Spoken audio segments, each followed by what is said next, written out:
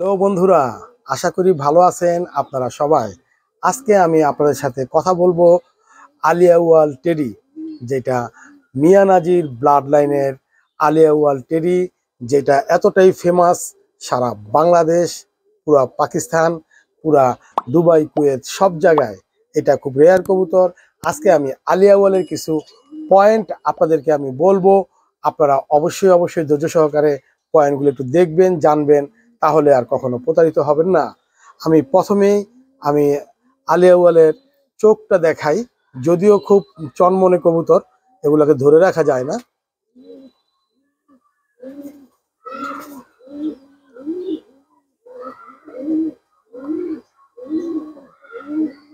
চোখটা দেখেন প্লিজ, যদিও ধরতে পারতেছি না।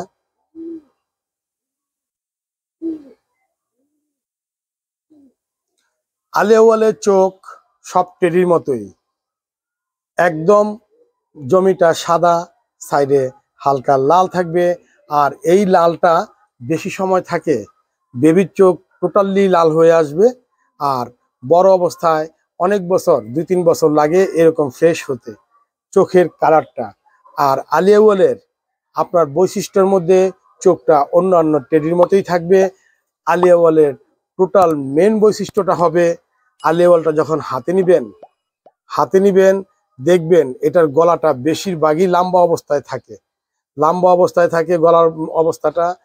আর সবচাইতে মজাদার পয়েন্টটা হচ্ছে এইখানে ঠোঁট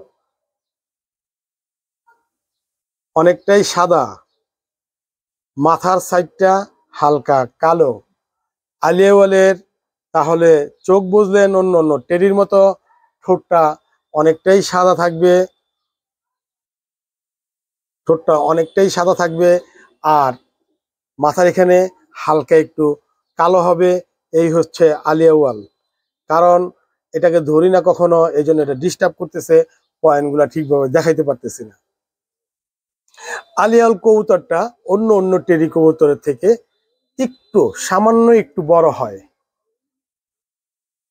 তো বুঝতে পারছেন, এক বিঘা কবুতর যদি ধরেন, অন্যান্য কবুতরের থেকে হালকা একটু 2 আঙ্গুল বড় হতে পারে। আলিয়াওয়ালের বৈশিষ্ট্যই এটা।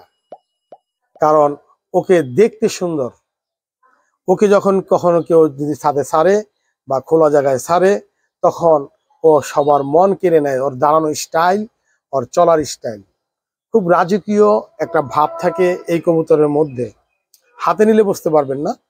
তো আসুন আমি আরেকটা আপনাকে এটার পয়েন্ট বলতেছি, পয়েন্টটা একটু দেখেন।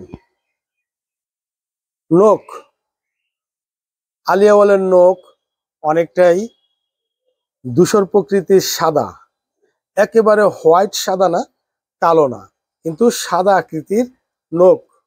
আহামরি বড় না, আহামরি ছোটও না।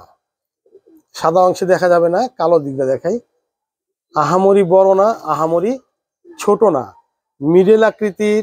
নখ তো বাঁকাই থাকে, কিন্তু অনেকটাই সাদা।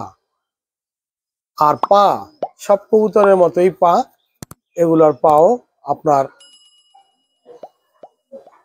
লালচে তো থাকবেই। কবুতরের পা লম্বা, এটা থাকবেই। তো ওস্তাদের মিয়া নাজির ব্লাড লাইনের আলিয়াওয়াল ভয় পাইতেছে, এটা কুকড়িয়ে টুকরে রইছে। তো যাই হোক, এই হলো ব্যাপার। আর যেহেতু এটা মেন ওস্তাদের কবুতর, যেহেতু মেন ব্লাড, এগুলার দম খোলে না, সবসময় এরকম দম বন্ধ থাকে, দম কখনো খুলে না। এই দমটাই হচ্ছে টোটাল একটা বিষয়, একটা ফ্যাক্ট ওড়ার জন্য। তো বন্ধুরা, কয়টা বিষয় বললাম? মোটামুটি 3-4টা বিষয় বললাম। ঠোঁটের ব্যাপারটা, নখের ব্যাপারটা, চোখের ব্যাপারটা। এখন আসেন আলিয়াওয়ালের বডিটা অনেকটাই সাকিবাটি কবুতরের আদলে তৈরি করা।